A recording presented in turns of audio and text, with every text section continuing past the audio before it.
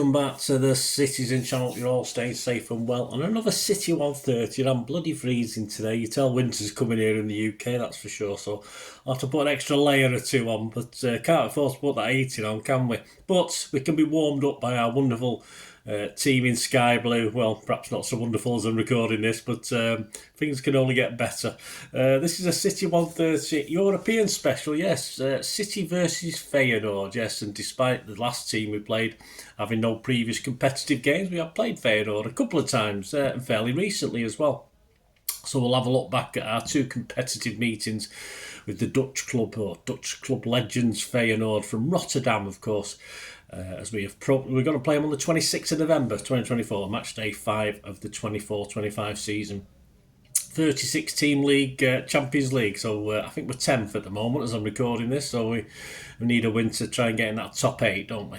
We'd met in 2 previous friendlies as well, so on August the 13th 1994 I was at that one. The Dutch visited Brian Horton's City at Maine Road. We'll have more on this in a moment. And on the 25th of July 2003, yes, I wasn't at this one, were you? It was in Arhus, Denmark. We played them in a friendly, and we did come back from 1-0 down to win that 2-1 thanks to Anelka, an old one chop, or as my lad used to call him, 2 steaks. 1 chop, 2 steaks. That's my lad's sense of humour. Yeah, me neither. The competitive games took place, of course, back in 2017-18 with Pep in charge at the Champions League group stage. Giovanni van Bronckhorst managed the reigning Dutch champions. Then he'd also played for the club. As a manager, he won a couple of Dutch Cups and a title, which was their first for 18 years, so they were quite happy about that. He spent a short time in China after leaving Feyenoord. Moved to Rangers, and he currently manages a Turkish team, Besiktas. Yes, I've heard of them. City took the trip out to Rotterdam on the 13th of September for match day 1 of that year's Champions League, and in front of 43,500, including 1,700 Blues. Were you there? Please let me know. And rocked to a 4-0 victory. Yes, Stones got a brace with Aguero and Jesus completing the scoring. In the return, Feyenoord visited the Etihad on match day 4. Yes, I think we won 4 out of 4 by that, 3 out of 3 by that stage, on the 21st of November. So we're going to go back to this in a moment as well. So right, let's turn back time first of all, back to the 13th of August 1994. I took my place in the family stand with 2 of my sprogs, or it could have been a sprog and a friend. I can't remember. My mind can't go back that long. There'll be a couple of ticket stubs. 3 tickets cost me 17 quid in the family stand. Yeah, my lad used to take a mate sometimes, so I can't always be sure. It was always my lad. It would have been my lad, but I wasn't sure it was one of my daughters or one of my lad's friends. But the old memories, I'm sure they might remember, but I doubt it. Anyway, we put out an 8-page programme costing 50p. Feyenoord were the current Dutch Cup holders at the time, managed by Wim van Hanagem, who was a player has also led them to the UEFA Cup final win over Spurs in 1974. And very strangely, on the day I wrote this script, here's a good one for you guys about coincidences. I do buy programmes, of course, from eBay, but I got a programme on the same day, and it was Feyenoord against Spurs. Now, I hadn't ordered it. I had no idea. I only just wrote this script. And, of course, this had been sent in error. It wasn't even for me. This guy obviously had my address from a previous purchase, and I'd sent this Spurs Feyenoord programme to me. So I thought the coincidence. There you go. What chances? Hey guys, there you go. They talk about coincidence. Obviously, would have been nice to send me the lottery numbers or something like that. But there you go. Just a bit of an aside from this, but I thought you might find that interesting. Anyway, going back to this game, City's lineup: Tony Creighton, Ian Brightwell, Hill, Vonk, Curl, Summerbit, McMahon, Flitcroft, Quinn, Walsh, Beagrie. And we had substitutes. Kernigan, he came on in that game. And unused subs were Dibbles, Sharon, David Brightwell, Lomas and Griffiths. It didn't go that well.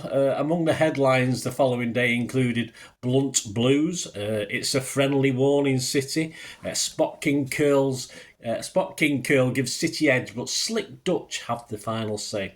And of course, we did lose this 4-2. So let's go over to Paul Hince's report from the Manchester Evening News. He headed his thing. It's a friendly warning, City, yes. Let's hope that Brian Horton is right when he says that friendly matches are not a guide to the new season, because a City player like this, when the hostilities begin in earnest, their long-suffering fans are in for another 10 months of agony. Feyenoord, full of running and fluent passing, are an above-average side, but they were as good as City made them look. They would be the World Club champions rather than the Dutch FA Cup holders. For midway through the first half, the way that Flying Dutchman dominated midfield and exposed gaping holes in City defence was both embarrassing and alarming. And friendly or not, this blunt truth is it that on this performance, manager Horton has a lot left to do to knock this team into shape before Saturday's tough Premiership opener at Arsenal. Yeah, we lost that 3-0. The Omens looked rosy in the early stage, with Narquin putting his injury nightmare behind him with his first competitive outing at Maine Road since his horrible knee injury 10 months ago. It took less than 10 minutes to make his mark, foxing defender Hank Fraser into a reckless tackle to give skipper Keith Curle the opportunity to open his side's account with the coolest of penalties. The same three players were involved in City's second goal a minute from the interval, when Curle again obliged from the spot after Hank had been judged rather harshly to have tugged Quinn's shirt. But the signs were already there that Feyenoord hadn't come for a gentle workout in the sun, and the red light was flashing for all to see the once impressive Dean Gore had scored with a free header seconds before the interval. It was in the second half, however, that the wheels really fell off the Maine Road machine. Feyenoord ran rings around the Bermuse Blues with an exhibition of high-speed passing and intelligent running, which was delight to witness. Magnificent defence-splitting pass from defender Ulrich van Gobbel paved the way for Feyenoord's 69th minute equaliser, which was tucked away by World Cup star Henrik Larsson. Steve McMahon, as combative as ever, unwittingly gave away the third with a lunge at the elusive Rob Wiltshire to enable Joseph Kilprich to stroke home the game's third penalty. The gulf between the sides was emphasised by the non-stop Gora. Sorry about the names, I have no idea how he pronounces these. 7 minutes from time with a point-blank side footer after Larsson had again exposed the deficiencies in City's leaden defence. Naturally, I'm disappointed to lose like that in front of our own supporters, said manager Horton. Well, we were disappointed as well. But I don't think you could read too much into pre-season friendlies. However, you have to give credit to Feyenoord. Their football in the second half was magnificent. I hope that Arsenal don't play like that on Saturday. Well, sadly, Brian, they did, unfortunately. So there you go. We lost 8-4-2, of course. My thanks to the late Paul Hince. Wonderful stuff in the Manchester Evening News. You had two reports, actually. I had a pink one as well, because I was doing scrapbooks at the time, but I thought I'd read the Manchester Evening News one. And yeah, to finish off, let's have a quick look let's bring it more up to date. Let's have a look at the 2017 match at the Etihad. And of course, we're going over to the wonderful, fantastic, no longer with us, but it'll always be with us. It'll always have memories, happy memories. King of the Kippax, issue 247. We've got a Steve Parrish report on this 2017 game. 21st November 2017. It ended City 1, Feyenoord 0. Don't forget we beat them 4-0 away. So, 1-0 comfortable-ish, but we'll see what Steve has to say. It was Tuesday, November the 21st. Chimps League, match day 5, says Steve. City 1, Feyenoord 0. The attendance 43,548 with 2,900 rotters. There you go. Not as in Rotterdam, I assume. Referee was Ivan Kuziak, and of course we finished up group leaders after. We were group leaders before. We were group leaders after this. Steve says traffic was horrible again, compounded by walking the Feyenoord fans from Exchange Square to the ground. Couldn't we put on special buses? No. Mind you, they'd take us long in the traffic. That's true. Yeah, it's had to remind. I think that I remember that game. I think we got stuck on the tram, if I remember, for that one. For a long time. The editor had to remind me to take notes. Actually, it did perk up then, but only early interest was Edison giving away a foul. The referee playing advantage, but not bringing it back for the free kick when no advantage ensued. Welcome to our world, Feyenoord. It was 20 minutes before City, weakened by some omissions, but not that much, had a shot on target. But Aguero's effort was saved and Sterling fired little better just after the half hour. Sterling gave Bernardo Silva a good chance, but it was a poor shot at the keeper. After the break, there were signs that City were getting closer. Aguero had a couple of chances but fluffed them. One shot going over the bar and De Bruyne did the same. On 59 minutes, Yaya Toure did a trademark break, break, but was fouled from behind. The free kick came to nothing. There was 66 minutes, a foul on Jesus on for De Bruyne just before gave Yaya a chance. And I thought maybe the last chance of his City career for one of his cracking free kick goals, but sadly it was just wide. Shortly after, Feyenoord forced Ederson into a good save, but they'd not looked much of a threat, though Ederson has sailed close to the win with late charges out at opponents. Early days for Ederson. He's behaved a little bit more since then. Yaya came off giving Phil Foden his debut. There you go.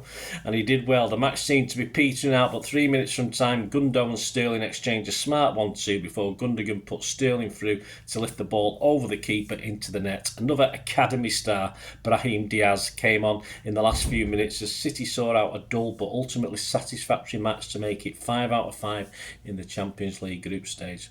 The only question left was whether to send a strong team to Ukraine for the last match before the derby at the Swamp. Yeah, I think I said it was match day 4. It was obviously match day 5. This to go 15 points. So I must have mislooked at the fixtures when I had checked this one. Yeah, so this was before the derby at the Swamp.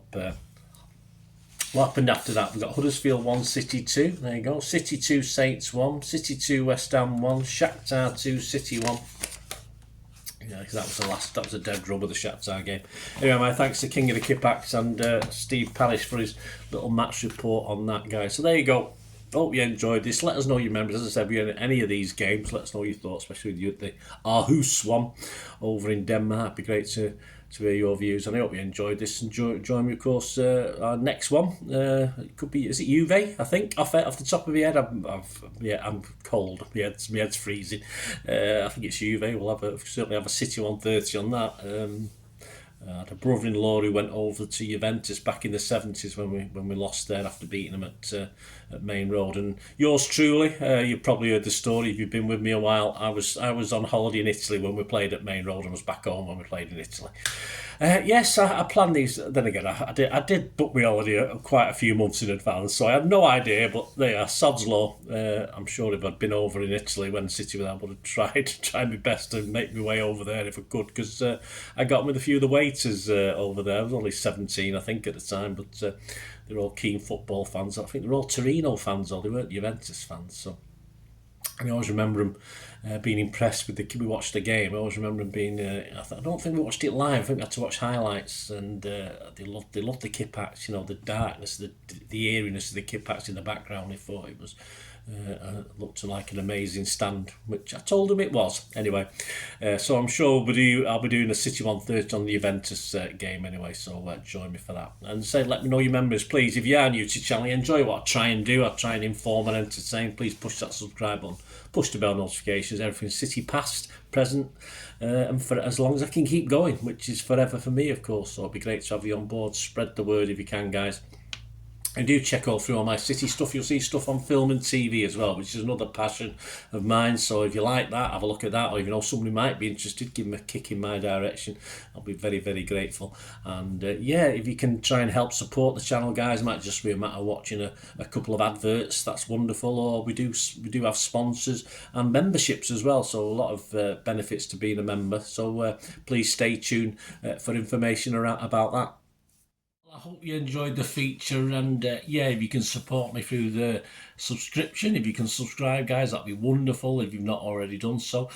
We do actually have memberships at the moment, just 99p a month, so you get access to all my City stuff, including all the history vlogs, dozens and dozens not been published yet that you get immediate access to, and every time I do a edit and do a vlog, you get immediate access to it as well. So you can have a copy of scripts as well if you want any hard copy of the sort of things I do on matches and teams and managers and players, etc, etc. So if you can join the membership, that'd be wonderful. We do have sponsors at the moment. Piat6505 are our current sponsors. They have a little eBay shop, so if you check in the comments section, there's a link there to the shop. They sell movie posters from the 90s and 2000s. They sell DVDs, some classic Hollywood movies, some classic foreign language ones. And if you do see anything you fancy on there, if you do place an order, just mention me, just say Bernard sent you, and you automatically get 10% reduction in the cost of your order. So fill your boots, guys, and my thanks to P6505. And yeah, if you want to support the channel just by watching the ads, that helps. Watch the ads, let them play through while you just have to check your phone or something, let it play out. And of course, if you follow any of the links, that always works as well. If you follow a link to one of the ads and you fancy something, I've done it myself. I've followed a link and actually purchased something from another organisation. But it can happen. It can happen. Not all ads are stuff you're not interested in. And of course, if you can give us a like, guys, that would be absolutely fantastic. All likes are much appreciated. Anyway, thanks for watching. Until the next time, of course, I only ever ask one thing, don't I? Please, I ask you all to stay safe, especially you Blues. Until the next time, come on, City. Bye for now.